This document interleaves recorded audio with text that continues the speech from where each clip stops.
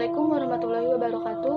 Alhamdulillahirrabbilalamin. Wassalatu wassalamu ala asrofil anbiya'il wal mursalin Sayyidina wa maulana Muhammadin wa ala alihi wa sahbihi azmain. Amma ba'du. Sebelumnya perkenalkan, nama saya Indri Wahyuni dari Prodi Akuntansi Reguler B.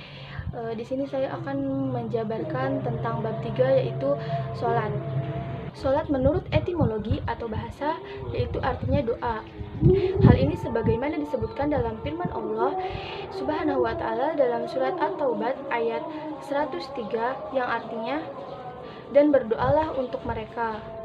Sedangkan sholat menurut etimologi syar'i atau syarat adalah ibadah dengan perkataan-perkataan dan perbuatan-perbuatan tertentu, diawali dengan takbir dan diakhiri dengan salam. Sholat mencakup sholat fardu, sholat 5 waktu, sholat jenazah, sholat Jumat, dan juga sujud tilawah dan sujud syukur. Sholat tidak mencakup tawaf di Baitullah, karena tawaf tidak dimulai dengan takbir dan diakhiri dengan salam. Syekhul Islam Ibnu Taimiyah berkata, ulama sepakat bahwa di dalam tawaf tidak diwajibkan apa yang diwajibkan dalam sholat, seperti takbiratul ihram, salam, bacaan, dan lainnya. Adapun hal-hal yang membatalkan sholat, seperti makan, minum, berbicara, dan lain-lain. Ayat-ayat perintah ibadah 1 dalam surat Al-Baqarah ayat 43 yang artinya, dan dirikanlah sholat, tunaikanlah zakat, dan rukulah bersama orang-orang yang ruku. 2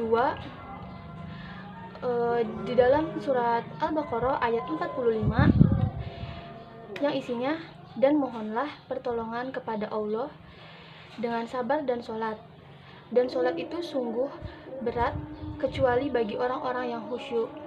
Yang ketiga, selanjutnya dalam surat Al-Isra ayat 78 yang berbunyi, dirikanlah sholat dari sesudah matahari tergelincir sampai gelap malam, dan dirikanlah pula sholat subuh, sesungguhnya sholat subuh itu disaksikan oleh para malaikat.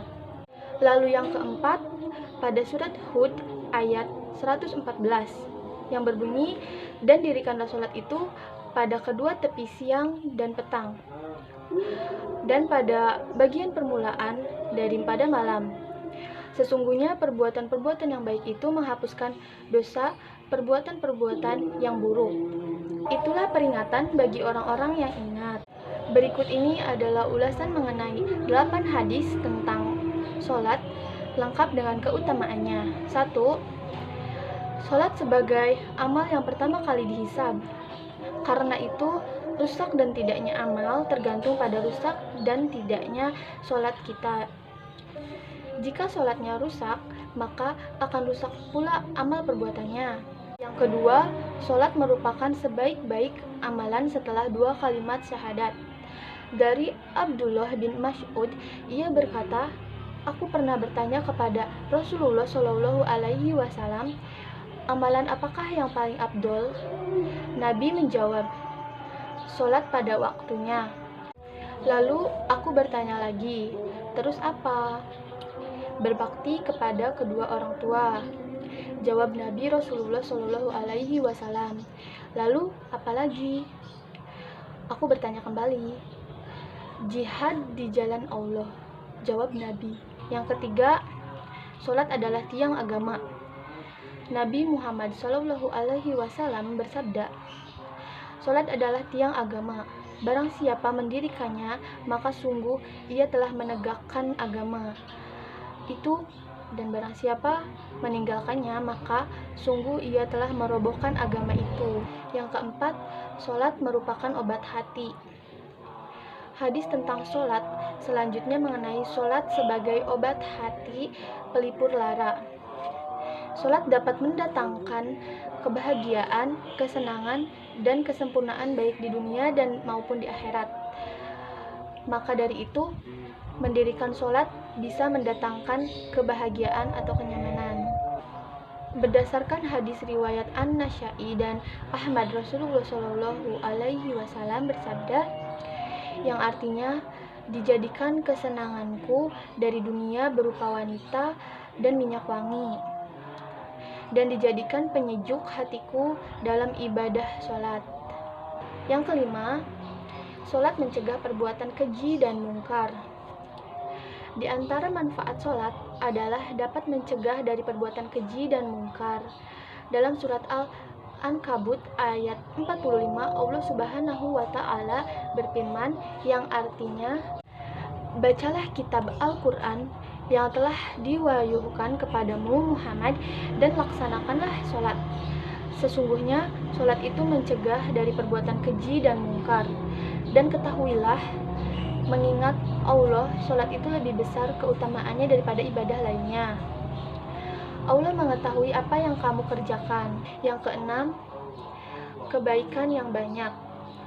Berdasarkan hadis riwayat Ahmad dari Abdullah bin Umar radhiyallahu anhu, Nabi Shallallahu alaihi wasallam mengingatkan tentang sholat pada suatu hari, kemudian berkata yang artinya, siapa saja yang mengerjakan sholat, maka dia akan mendapatkan cahaya, petunjuk dan keselamatan pada hari kiamat. Sedangkan siapa saja yang tidak menjaga sholatnya, dia tidak akan mendapatkan cahaya, petunjuk dan keselamatan pada hari kiamat. Dan pada hari kiamat nanti, ia akan dikumpulkan bersama dengan Qarun, Fir'aun, Haman, dan Ubay bin Khalaf. Yang ketujuh, sholat 5 waktu menghapus dosa. Dari Abu Hurairah, Rasulullah SAW bersabda, di antara sholat yang 5 waktu, di antara Jumat yang satu dan Jumat yang lainnya, di antara Ramadan yang satu dan Ramadan yang lainnya, itu akan menghapus dosa di antara keduanya selama seseorang menjauhi dosa-dosa besar. Hadis riwayat Muslim nomor 233. Yang kedelapan, perintahkan anak-anak untuk mendirikan sholat. Dari Abdullah bin Amr radhiyallahu anhu, ia berkata bahwa Rasulullah Shallallahu alaihi wasallam bersabda, suruhlah anak kalian sholat ketika berumur 7 tahun dan pukullah mereka ketika berusia 10 tahun jika mereka meninggalkan sholat. Dan pisahkanlah tempat tidur mereka antara anak laki-laki dan anak perempuan. Hukum sholat dapat dikategorisasikan sebagai berikut. Yang pertama, hukumnya fardu. Sholat fardu ialah sholat yang diwajibkan untuk mengerjakannya. Sholat fardu terbagi lagi menjadi 2, yaitu fardu ain dan fardu kifayah.